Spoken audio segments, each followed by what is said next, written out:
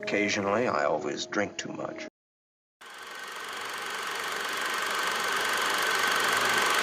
Hello to all the classic people that are returning. I'm glad you're back. I want to welcome any new visitors. As a technical note, references and citations are listed for each show on the site at classicmovierev.com. Today on the Classic Movie Reviews podcast, we are taking on Cry Danger 1951.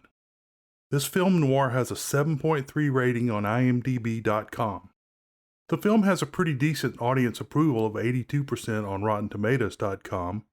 On February 22, 1951, New York Times film critic Bosley Crothers said of the film, quote, "Looking for excitement and suspense? And perhaps a few laughs too? Then accept this recommendation to a very tidy package of fictional extravagance called Cry Danger.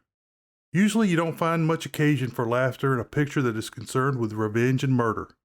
But in Cry Danger, scenarist William Bower has found room for some sardonic lines that are tossed off most effectively by a young actor named Richard Erdman, who has been around Hollywood since 1943, just waiting for the right chance. No doubt, Cry Danger gives it to Mr. Erdman, and he makes the most of it in the role of an unscrupulous ex-Marine with a wooden leg who is interested in turning an easy dollar. Dick Powell plays Malloy with an air of cocky toughness that inspires confidence in his ability to run down the sleazy characters who fingered him as the fall guy for a big robbery and murder rap." Unquote. This movie is a lot better than the ratings. Richard Erdman does a pretty good job as the co-star, and Dick Powell is not very stiff. The femme fatales, played by Rhonda Fleming, and to a lesser degree Jean Porter, are exciting and contribute to the plot. Three actors make the great supporting cast, and they are Jay Adler, Regis Tomey, and William Conrad. Ah, Jake and the Fat Man.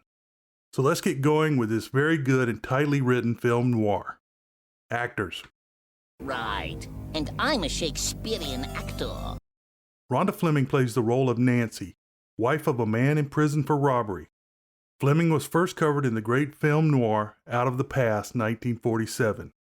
Richard Erdman had a sizable role as DeLong, a former Marine with a wooden leg.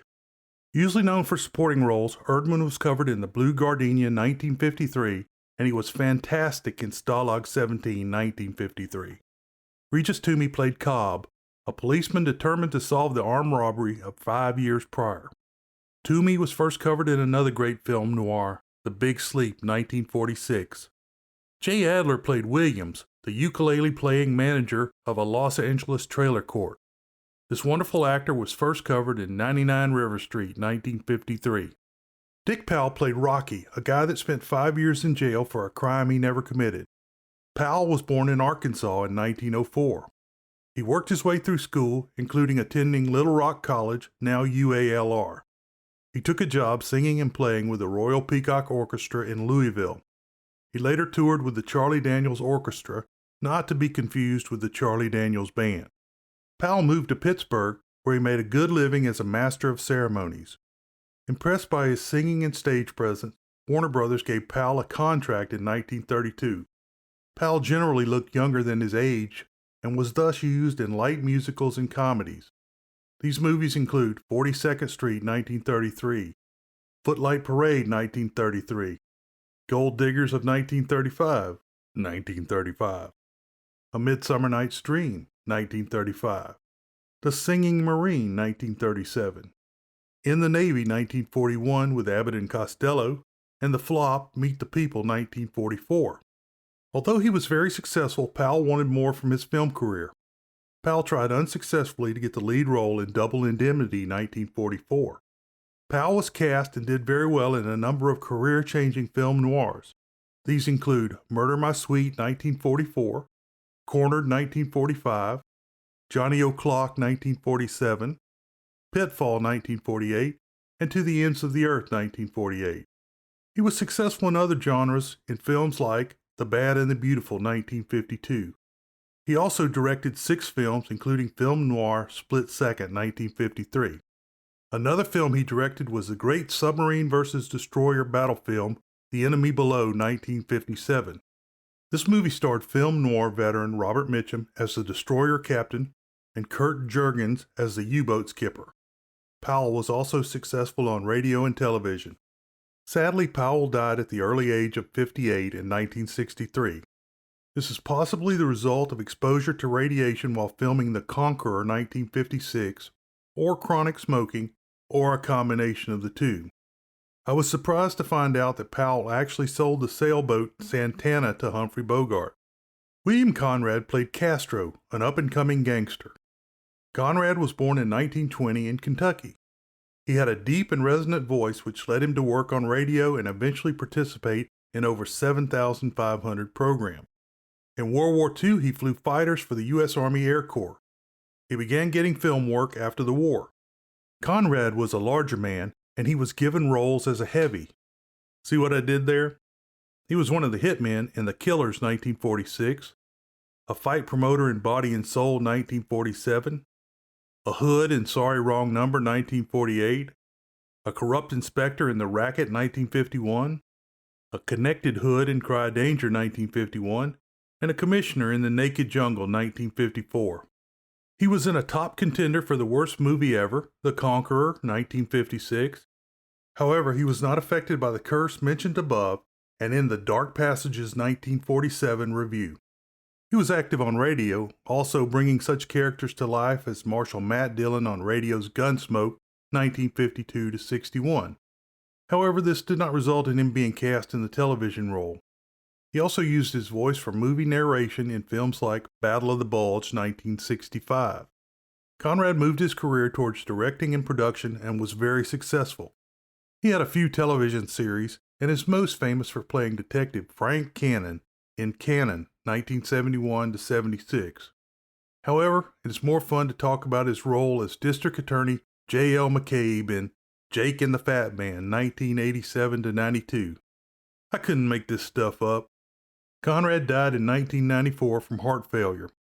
Gene Porter played Perky Darlene, a kleptomaniacal pickpocket who was a ball of fun. Porter was born in Texas in 1922.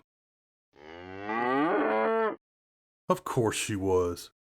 She worked a bit in vaudeville before landing her first uncredited film role in 1939 at the age of 17. She worked her way up as a wholesome girl in B-movies.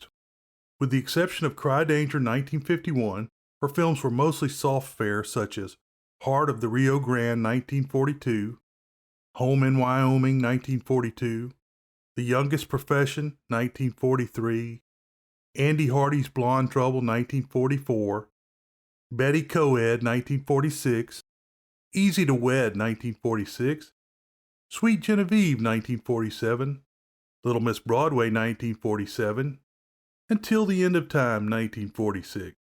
During the filming of this last movie, she met and later married director Edward Dmytryk. They weren't married long before the Un-American House Un-American Activities Committee branded Dmytryk a communist. He was one of the Hollywood 10. Porter and her family moved to England where she and her husband could work. They returned to America in 1951, and following a short stay in jail, Dmytryk was again allowed to work. Dmytryk directed Porter in The Left Hand of God 1955, which turned out to be her last film. The couple was married until Dmytryk died in 1999. Porter died in 2018. Story. Let me explain. No, there is too much. Let me sum up. As the credits roll, a train speeds through the mountains on the way to Los Angeles. Rocky, Dick Powell, exits the train in L.A. and is soon tailed by two men, Police Detective Cobb, Regis Toomey, and ex-Marine, DeLong, Richard Erdman. When he exits the station, a newspaper seller gives him a free copy of the paper because he is on the front page. The banner reads, Rocky Malloy freed from life term. It later says ex-Marine testimony freed Rocky. Rocky has been away for 5 years. Outside, Cobb calls to Rocky. Rocky is a little bitter about being locked away for 5 years. DeLong, the ex-Marine, says it's good to see you again. Aren't you going to say hello to your buddy, DeLong? It's been a long time, Rocky. I guess I changed. Glad to see you. I owe you plenty. Right now, I'll settle for a drink. I've forgotten the right words. Wouldn't even know how to order. Let me do it. I'll buy. The man wants to buy. Rocky says he owes DeLong plenty. Cobb says he will buy the men drinks. As they leave, the newspaper seller makes a phone call, presumably reporting on the activity. In the bar, Rocky expresses to Cobb again that he is bitter. Rocky said he was drinking with some Marines when the holdup occurred. DeLong says he was shipped out the next day and just now returned from the war, minus a leg. Danny Morgan, Rocky's alleged partner, is still doing time for the robbery. Cobb asks about the missing $100,000 from the robbery. Cobb says he will be tailing him 24/7. After Cobb leaves, Rocky and DeLong continue to talk. DeLong admits he was not one of the Marines that Rocky was out with that night. DeLong says his service dates fit and he could make the alibi. I heard about your case. Checked up on it in the newspaper files. Found out I fitted your alibi perfectly. Here you are. Why'd you do it? Occasionally, I always drink too much. You went to a lot of trouble. Wasn't too tough. I wore all my decorations. You were up for life. It was the $100,000 kicking around, so I figured you might be grateful if I got you out. You not only picked the wrong horse, you didn't even get the right track. DeLong says he wants a cut of the money that is still missing. Rocky says again he didn't do it, but he does know who did. DeLong says he is going to stick around. They drive to a trailer court where they will meet Danny's wife. When they pull in, they meet the very friendly Darlene, Jean Porter, who is out sunning herself. And she has to be the wife of a friend. Run amok, Junior. That's the wrong girl. Hello, fellas. A happy Mother's Day to you, too. I'm Darlene Levine. I'll bet you aren't that, dear. Rocky goes to find the manager of the court, William J. Adler. He rents a trailer for himself and DeLong. It's a dump even among the other trailers. Williams recognizes Rocky and says he wants no trouble. Williams tells that Danny's wife, Nancy, Rhonda Fleming, lives in trailer 8 but works across town and won't be back for a while. Rocky, DeLong, and Darlene wait outside while DeLong tries to get Darlene to go to a bar with him. Darlene, what do you do? Well, I'm sort of a part-time model. Oh. I don't get it, Rocky. Why do you want to fool around with that Nancy Morgan when I've got a lot of friends more cute and more fun? Darlene wants to call a girl for Rocky, but Rocky is mission-oriented. DeLong and Darlene leave. Williams comes out and says a cop has been asking questions and he doesn't want trouble. Nancy comes in from work. Nancy takes Rocky into her nice trailer and cooks him a nice meal.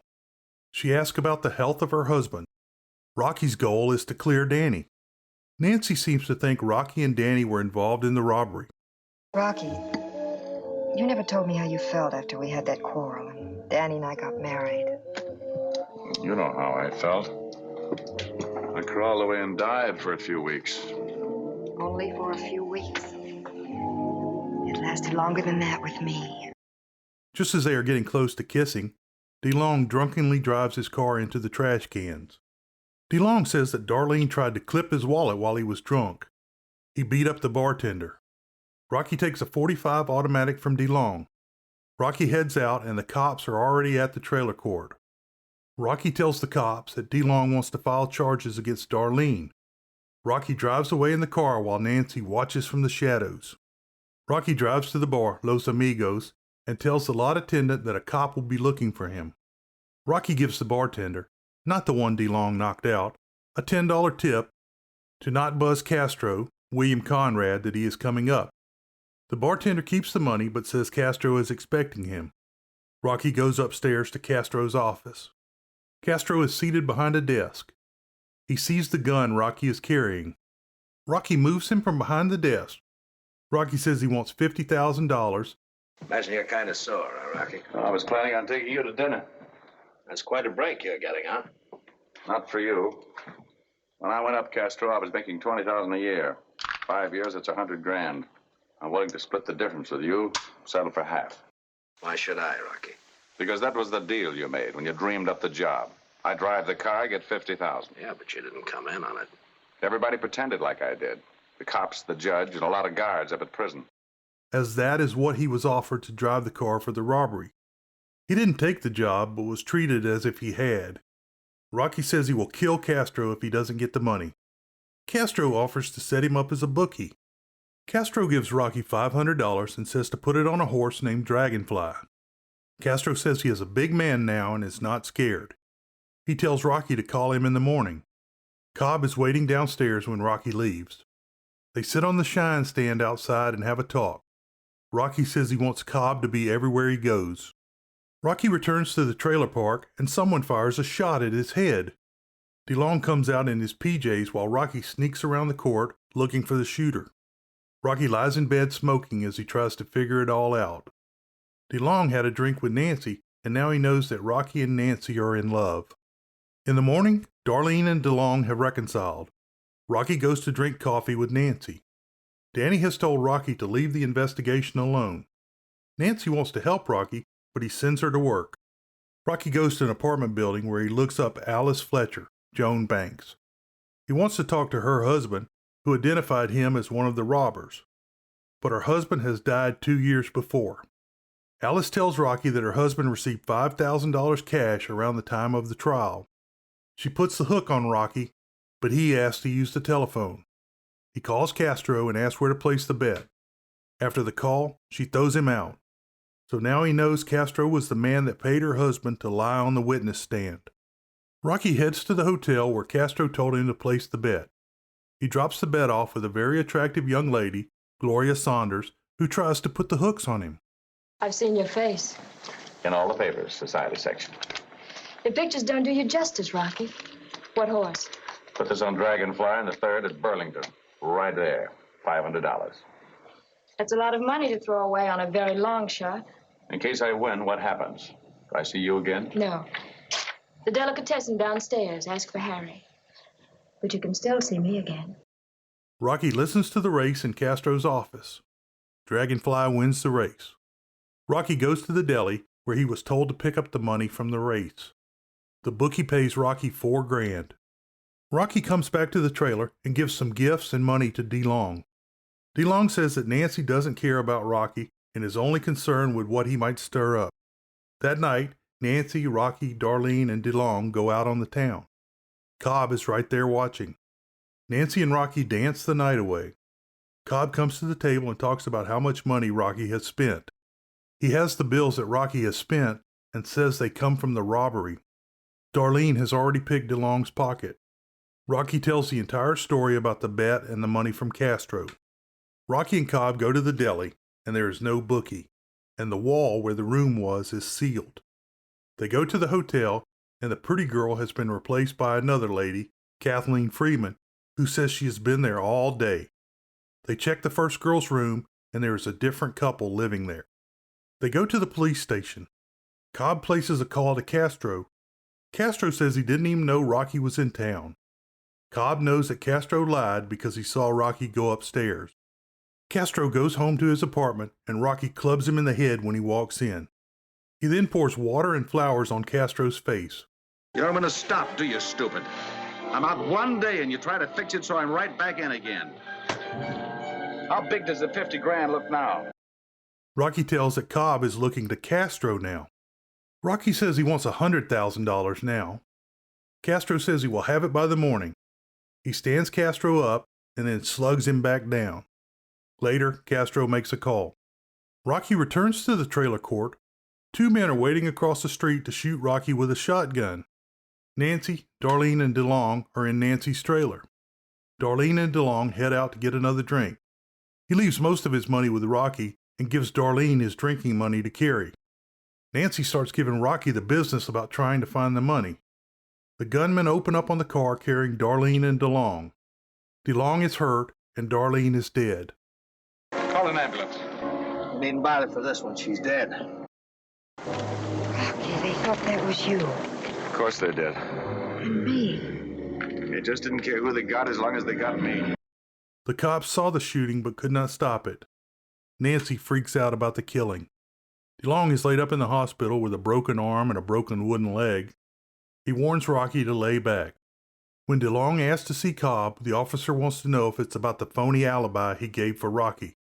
The police knew all along that it was fake. Nancy, Rocky, and Castro are all taken to Cobb's office. Cobb is rough on all 3 of the suspects. Cobb doesn't have any evidence to hold them. He also says that Danny will not get parole with this going on. Cobb tells Rocky he is pulling the tail off of him. Rocky and Nancy take a taxi to the trailer court, and Rocky picks up the .45 before he leaves. Nancy begins pledging her love. but Rocky leaves anyway. Castro leaves the police station and Rocky kidnaps him. They go back to Castro's office. Rocky makes Castro lay on the top of the desk. Rocky puts one bullet in Castro's revolver. He clicks one chamber at Castro's head. Castro starts talking about the money. Rocky spins the chamber and pulls the trigger 2 more times. Finally, Castro tells that Danny pulled the job. Look, you dragged me into this thing and you're going to ruin a couple of your very best friends. Like who? If you hadn't been so thick-headed, you'd have seen it a long time ago. Danny pulled that stick up with me.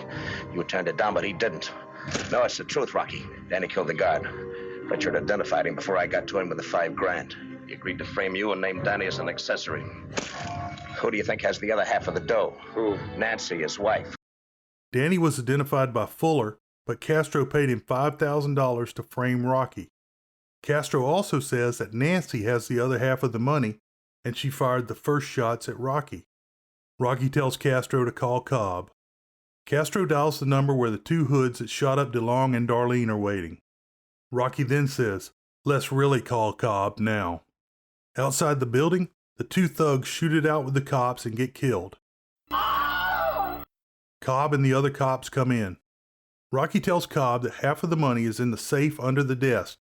He also says he doesn't know where the other money is located. Rocky goes back to Nancy's trailer and says Castro is looking to kill him. Nancy wants to go away with Rocky. Finally, Nancy tells Rocky that she has the $50,000 in the basement of their old house.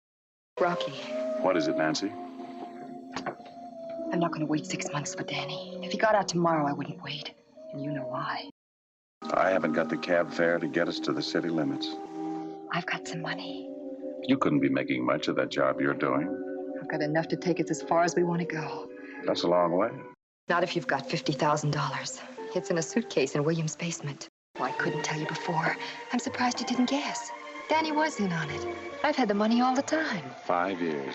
Oh, I wanted to do something, but I couldn't. The whole trial, you didn't say anything.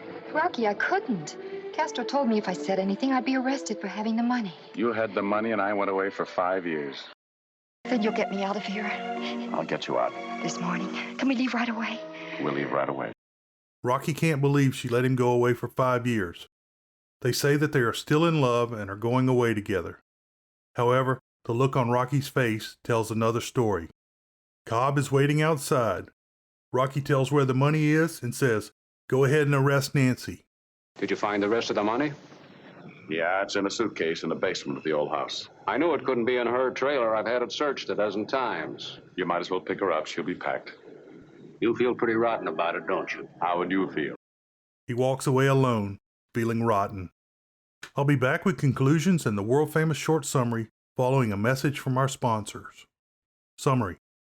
The definition of a femme fatale is an attractive and seductive woman, especially one who will ultimately bring disaster to a man who becomes involved with her. The women in this film don't exactly fall clearly into that definition. I will begin with Darlene, who was played by Jean Porter. She was certainly an attractive and seductive woman, and she also had a tendency to relieve men of the burden of having money. In this film, that seems to be the extent of the damage she would do to the men that are attracted to her. Other than that, she was always in for a good time. So Darlene doesn't appear to be a femme fatale. Nancy, played by Rhonda Fleming, certainly meets the criteria of a femme fatale in the last half of the movie, following the murder of Darlene. She was more than willing to seduce Rocky, although he remained loyal to her husband and his fellow prisoner. She was certainly working with Castro the entire time, and she had been involved in the setup of Rocky to protect her husband. After she finally realizes she could have been killed instead of Darlene, and her, quote, friends were not looking out for her, she becomes a full-on femme fatale and tries to use Rocky to save herself. World-famous short summary. A pretty face don't mean no pretty heart. I hope you enjoyed today's show. You can find connections to social media and email on the site at classicmovierev.com or in the podcast show notes.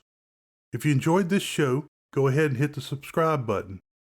If you've already subscribed, you can tell a friend, colleague, or family member about the show, or leave a review at Apple Podcast. It really helps the show get found.